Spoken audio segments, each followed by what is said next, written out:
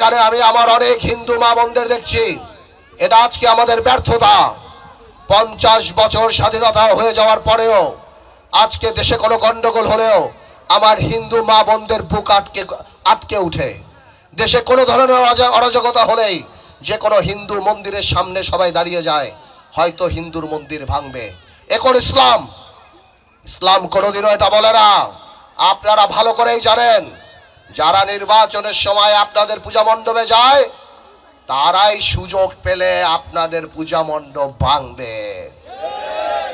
বাংলাদেশের মানুষের কাছে ওনারা যে বলবে কোন স্কুল কলেজ ইউনিভার্সিটি আমরা বানাবো, এটা বাংলাদেশের মানুষ বিশ্বাস করে না। এই কারণে তারা সাধারণ মানুষকে জান্নাতের টিকিট বিক্রি করার চেষ্টা করে। আমি আমার মা বোনদেরকে বলে দিব, আপনাদের কাছে যদি তারা জান্নাতের টিকিট বিক্রি করতে আসে তাহলে একটা গল্প বলবেন। এক হুজুর আদালতে গেছে মামলা করতে। মামলা কি? সে তার মুরিদদের কাছে টাকা পায়। তো জাজ সাহেব জিজ্ঞেস করছে, কিসের টাকা হুজুর? বলে, আমি ফু দিছি, ফুয়ের টাকা। জাজ সাহেব অনেকক্ষণ চিন্তা করে মুরিদরে বলল, তুইও ফু দিয়ে দে। তো আপনাদের কাছে জান্নাতের টিকিট বেচতে আসলে আপনারাও জান্নাতের টিকিট ধরে গরুর গাড়ির একটা টিকিট দিয়ে দিবেন ইনশাআল্লাহ। উন্নয়ন করতে পারে না বলেই এই ধরনের কাজ করে। আমরা উন্নয়নে বিশ্বাস করি। এই বাপ্তাতে মরহুম নাজিউর রহমান মঞ্জু আমার পিতা এই গুচ্ছগ্রাম করেছেন। এই স্কুল আমার বাবার করা। হাজার হাজার টিউবওয়েল এই বাপ্তায় দিয়েছে। আমরা উন্নয়নে বিশ্বাস করি। আজকে ওনারা বাপ্তায় এসে বলতে পারে না আমার এই বাপ্তায় ক্লাস 8 পর মেয়েদের স্কুল থেকে ছেলেরায় বিয়ে হয়ে যায়। এই ভোলাতে একটা প্রাইভেট ইউনিভার্সিটি নাই, একটা প্রাইভেট বিশ্ববিদ্যালয় না থাকার কারণে এখানকার মেয়েরা ম্যাট্রিক ইন্টারমিডিয়েটের পর বিয়ে বসে, কারণ ঢাকায় যে প্রাইভেট ইউনিভার্সিটিতে পড়া তাদের পক্ষে সম্ভব হয় না। আমরা ইনশাল্লাহ আসলে এই ভোলাতে প্রাইভেট ইউনিভার্সিটি বানাবো ইনশাল্লাহ। আমরা দৃশ্যমান উন্নয়নে বিশ্বাস করি। জান্নাত জাহান্নাম শুধুমাত্র আল্লাহ তাআলার হাতে। যেই ব্যক্তি জান্নাত জাহান্নাম নিয়ে কথা বলবে যে তুমি জান্নাতে সবাইকে ভোট দিলে, সেই ব্যক্তি দাজ্জাল, সেই ব্যক্তি ফিতনা ছড়ায়। সেই দাজ্জাল এক সময় বলতো আমার এক হাতে বেহেশত, আমার এক হাতে দোজখ। সেটার জবাবে আমার নবী করিম সাল্লাল্লাহু আলাইহি ওয়াসাল্লাম বলেছিল ওর জান্নাত হলো আসলে দোজখ আর ওর দোজখই হলো জান্নাত। আপনারা এই ফিতনা থেকে এই ধোঁকাবাজি থেকে দূরে থাকবেন। আমরা উন্নয়নে বিশ্বাস করি।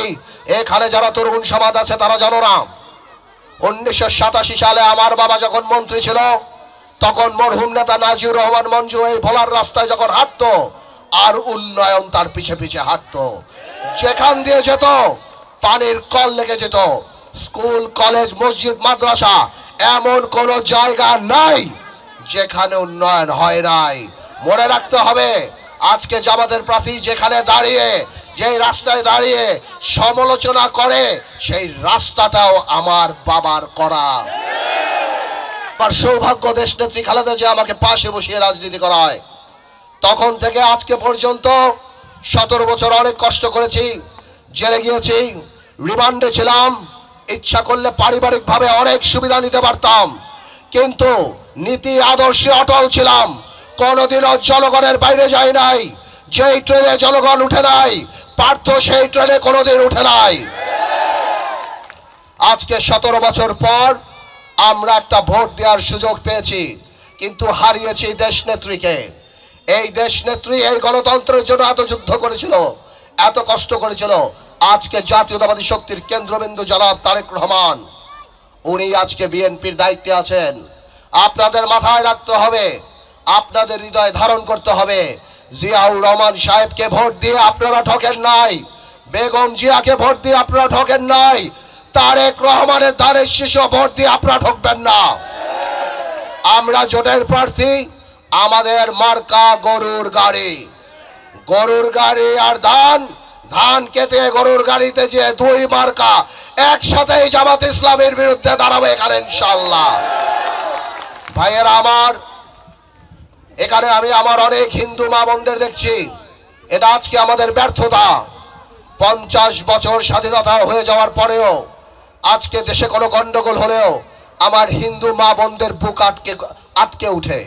দেশে কোনো ধরনের অরাজকতা হলেই যে কোনো হিন্দু মন্দিরের সামনে সবাই দাঁড়িয়ে যায়, হয়তো হিন্দুর মন্দির ভাঙবে। এখন ইসলাম কোনোদিনও এটা বলে না।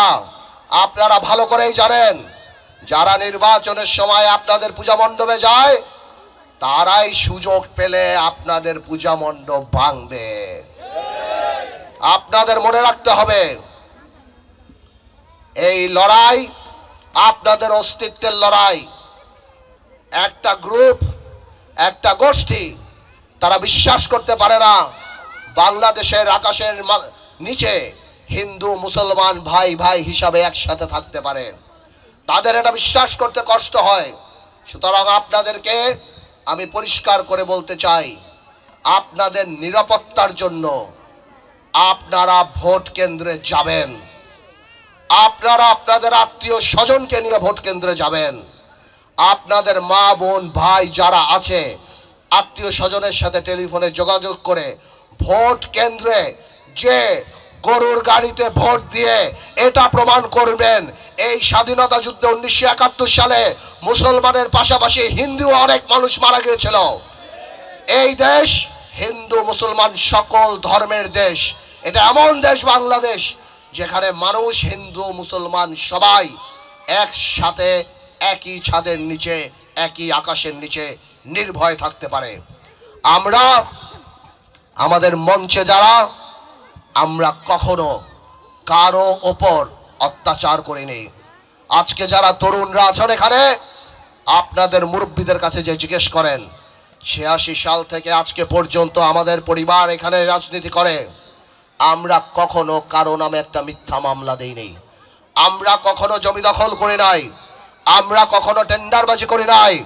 আমাদের কোনো আত্মীয় স্বজন নাই, আমাদের কোনো ভূমিদস্যু নাই, আমাদের কোনো আত্মীয় স্বজন সালিশ করে কোনোদিন কারো কাছ থেকে টাকা নেয় নাই।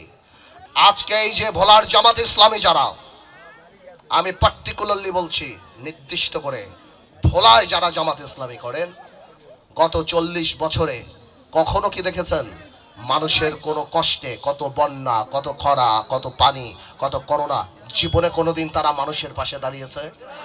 আমরা দাঁড়িয়েছি আলহামদুলিল্লাহ। আল্লাহ আমাদেরকে সে তৌফিক দিয়েছে, আমরা দাঁড়িয়েছি। এখানে যারা মঞ্চ উপস্থিত তারা